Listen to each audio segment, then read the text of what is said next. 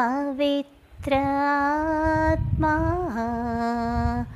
पवित्र आत्मा मुझे ले जाओ यीशु के चरणों में। पवित्र आत्मा पवित्र आत्मा पवित्र आत्मा मुझे ले जाओ यीशु के चरणों में। पवित्र आत्मा यीशु के मार्ग है, यीशु के सत्य है, यीशु के जीवन में।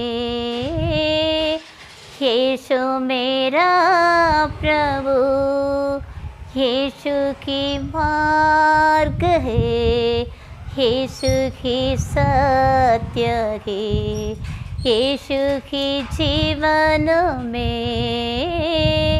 यीशु मेरा प्रभु। Okay, good morning. எப்படி இருக்கீங்க?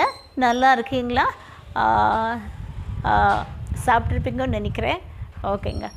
இந்த வீடியோவில் நான் பரிசுத்த வேகாமத்தில் ஹோலி பைபிளில் நியூ டெஸ்ட்மெண்ட்டில் அப்போஸ்தலரான மேத்யூ எழுதிய அந்த காஸ்பல் சுவிசேஷத்திலிருந்து அதிகாரம் 7 இறைவசனம் 14 பற்றி உங்கள்கிட்ட ஷேர் பண்ணிக்க போகிறேன். இப்போது அந்த இதில் ஜீசஸ் ரொம்ப தெளிவாக, அதுவும் ஒரு மாதிரி அத்தாரிட்டேட்டிவாக ஸ்ட்ரிக்டாக என்ன சொல்கிறாருனாக்கா, வாழ்வுக்கு செல்லும் வழி ஒடுக்கமானது, இதை சிலரே தேர்ந்து கொள்ளுகிறாருன்னு சொல்கிறாரு. அப்படின்னா வாழ்வுக்கு செல்லும் வழி, the path is hard that lead to life.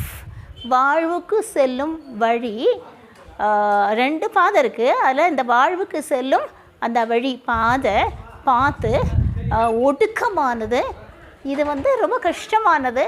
இதை தேர்ந்து கொள்ளணும், செலக்ட் பண்ணி தேர்ந்து கொள்ளுகிறவர்களும் சிலரே அப்படின்னு சொல்கிறாரு. காரணம், வாழ்வுக்கு செல்லும் வழி அப்படின்னாக்கா, இயேசுவை தம் சொந்த ரட்சகராக தேர்ந்து கொண்டு, மீட்பராக தெரிந்து கொண்டு, அவர் காட்டிய வழியில் நடந்து அவருடைய உண்மையுள்ள சீடராக வாழும் பொழுதுதான் நம்ம வாழ்வுக்கு செல்லும் வழியை நம்ம தெரிந்து கொண்டிருக்கிறோம், அதில் பயணித்து கொண்டிருக்கிறோம்னு அர்த்தம். அப்போ அப்படிப்பட்ட வாழ்க்கை எப்பேற்பட்ட வாழ்க்கை? ரொம்ப ஜாலியாக சந்தோஷமாக என்டர்டெயின்மெண்ட் இருந்தது அப்படியா? இல்லைங்களா, கஷ்டமான வாழ்க்கை. காரணம், அது சவால்களையும் சந்திக்கக்கூடிய வாழ்க்கை, அவமானங்களை எதிர்கொள்ளக்கூடிய வாழ்க்கை, நிறைய தியாகங்கள் செய்ய வேண்டிய வாழ்க்கை, கடவுள் அன்பிலும் பிறர் அன்பிலும் நிலைத்து செல்லும் வாழ்க்கை, பேராசையையும் சுயநலத்தையும் எடுத்து போட்டு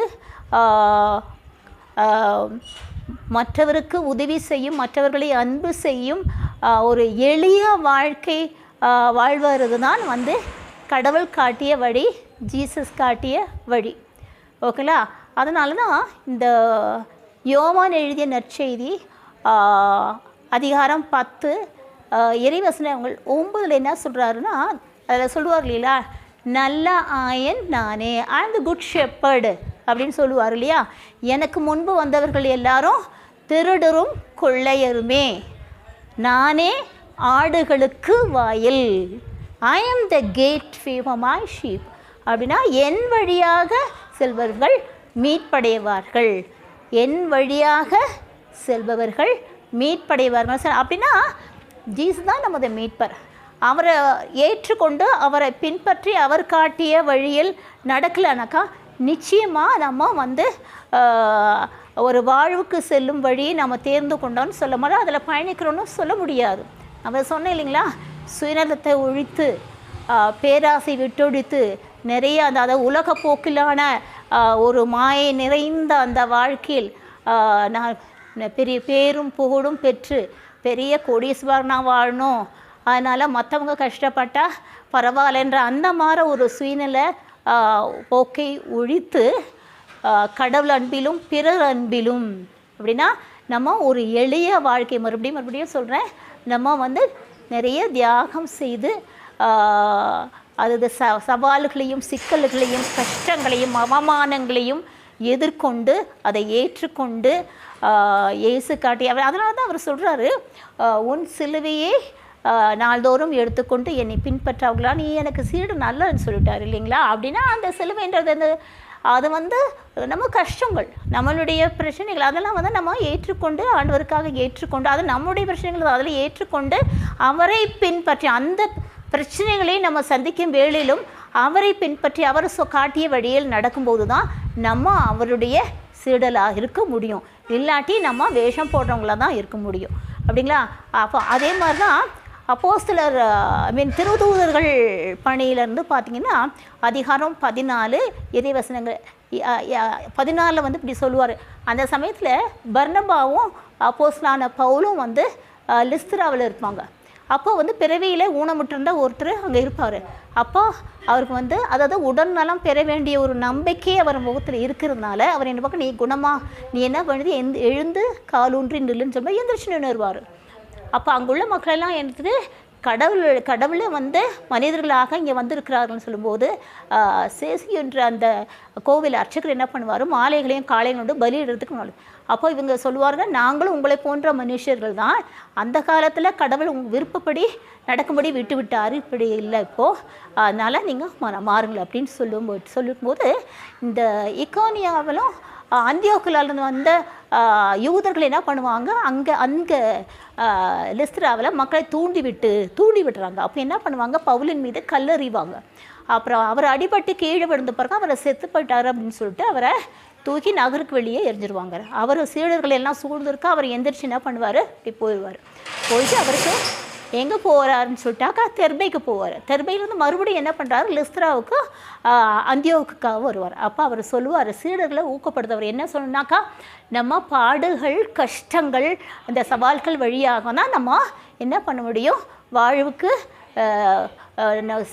வாழ்வின் கடவுளுடைய ராஜ்யத்துக்குள்ளே நுழைய முடியும் அப்படின்னு சொல்கிறாரு.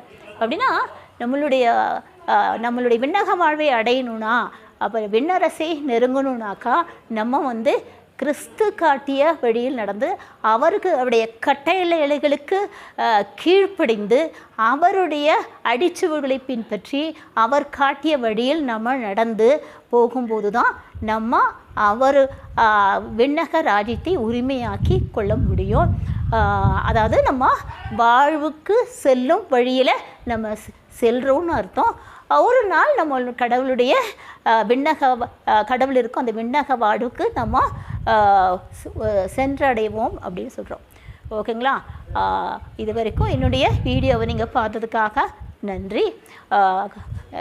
Thank you so much for listening my video. மறுபடியும் அந்த ஒரு லைன் இயேசுவே மார்க் ஹே, यीशु है सत्य है, यीशु के जीवन में, यीशु मेरा प्रभु, यीशु की मार्ग है, यीशु की सत्य है, यीशु की जीवन में, यीशु मेरा प्रभु.